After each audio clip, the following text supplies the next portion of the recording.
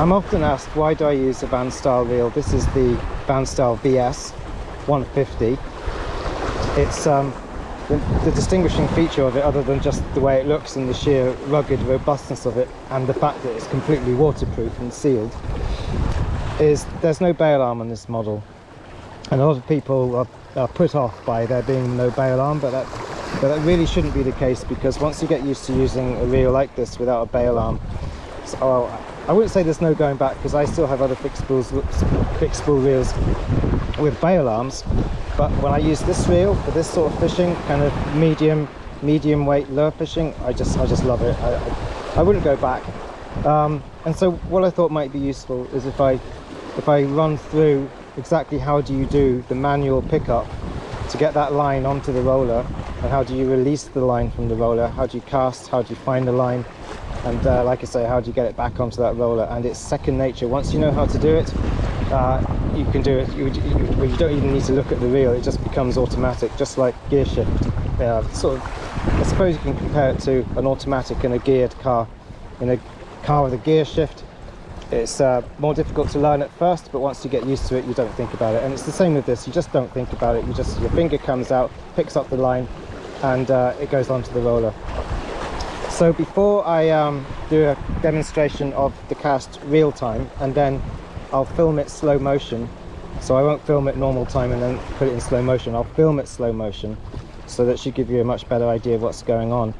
I will just first show you the basics of how this line gets back onto the roller. And so what's essentially going to happen is that you're going to pick up the line here and take it off the roller manually like that, and you can either shift the spool across like this or just give it a small turn of the handle.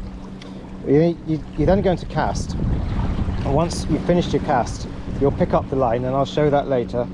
You'll pick up the line, and then you'll pull the line forward towards you, and then you'll wind.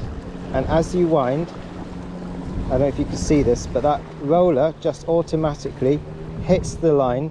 At that point you release, and the line is on the roller. So let's do a normal cast now. So I'm just going to do it not like I'm demonstrating, just like I would normally cast, so you can see how efficient and how easy it is once you get used to it. So let's go. So take the line off the roller, cast out, line's coming off the reel, pick up the line, and it's on the roller, and that's it. I'm fishing. It's actually, as you can see from that, it's actually easier than manually putting the bail arm over, which is the better way of doing it than reeling and knocking the bail arm over through the automatic system. So we'll just do that one more time real time, and like I say, then we'll go for slow motion. So line off the roller, move it across, cast it out, line pays out, lure hits the bottom, catch the line, and it's on the roller.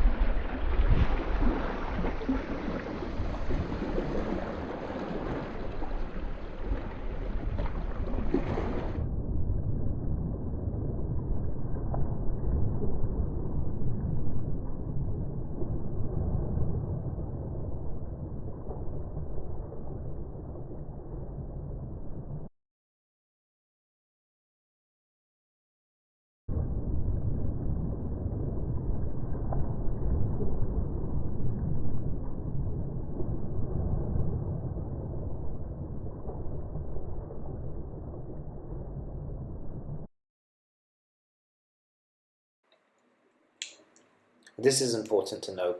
This is the point in the cast where the lure has just hit the surface of the sea, but a small amount of line is still paying off the reel.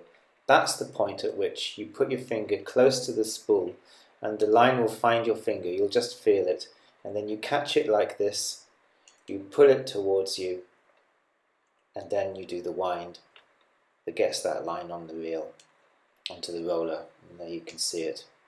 And that's important to understand, because if you wait too long and there's no line coming off the reel, that line is just going to be hanging limp, and you're going to put your finger next to the spool, not against it, but next to it, very close to it.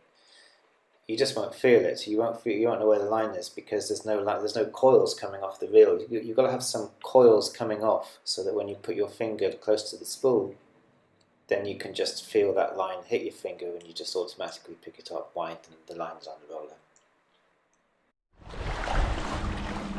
Well, like I said earlier, there's another reason I really like using this reel, and actually maybe one of the main reasons is that it's completely dependable when using in salt water. It's completely sealed, it's completely waterproof.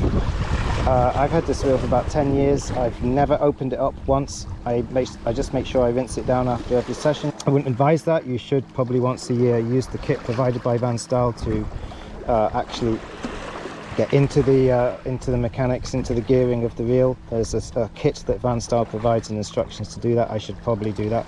The reel is the same now as it has always been though, and I imagine in 10 years it will still be the same. But I'll make sure I give this a good clean, I think, now I've said that. But just like I say, 10 years and very minimal maintenance in this reel. It's as dependable as it was the day I bought it. I mean, it's fair enough. It's not like your highly geared Shimano reels. When you spin the handle, it doesn't spin. It just kind of stays where it is. I actually have got to like that feeling. I kind of like that feeling of feeling the gears, of that sort of grip. The less bearings, obviously, the less there is to go wrong. Yeah, so I've really not missed that. I mean, I have Shimano reels for my LRF fishing, light rock fishing, and for that, yeah, you would want a very highly finessed reel, because you're fishing in a very light way. But for this sort of medium weight spinning, I love this. I probably won't get any other reel than the Van Staal for this sort of fishing. And just to show you how much confidence I have in this reel, I'm about to do something that I would never ever do with any of my other reels, and that's just completely submerge it. Completely submerge it like that. I have absolutely no concern about that reel, none whatsoever. It's totally submerged in salt water. I'm more worried about the rod than anything else, so I'll make sure I give that rod a good wipe down. But yeah, there's absolutely no way, like I say, I would do that with any of my other reels. And if I did, I would be panicking. I'd probably go home and strip them down and grease them and oil them and do all that kind of stuff. But with this now, I'll just give this a wipe down when I get home, and that'll be that. And when you're fishing in salt water, that's exactly what you want. You just want complete confidence in your gear. You want complete confidence in your line and your knots, and obviously your reel. So I hope you found that useful, and I'll just round things off by showing you some footage of me float fishing the garfish later that evening. I hope you enjoyed this content. Please send a like if so, please subscribe. Thanks very much, and I look forward to seeing you next time.